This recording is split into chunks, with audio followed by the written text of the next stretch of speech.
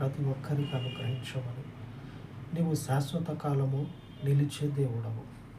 నరమాత్రుడు ఏమాత్రం కూడా లక్ష్య పెట్టుటకు సమర్థుడు కాదు. లక్ష్య పెట్టుటకు ఏ విధమైనటువంటి అవకాశము లేదు. నీవు మాత్రమే శాశ్వత కాలము నిలిచే దేవుడవు. కనుక నీ సన్నిధిలో తండ్రి ప్రార్థిస్తూ ఉండగా నీ కృప చొప్పున, ఆకాశము కంటే ఎత్తైన నీ కృప చొప్పున నీ యందు తండ్రి విశ్వాసం ఉంచి, నీ యందు తండ్రి నమ్మిక ఉంచి నిలబడుటకు, నడుచుటకు, దీవించబడుటకు మీ కృపను మాకు కనపరచమని పునరుద్ధానుడైనటువంటి యేసుక్రీస్తు మహిమ కలిగిన నామంలో ప్రార్థించి వేడుకొనుచున్నాను తండ్రి. ఆమేన్, ఆమేన్.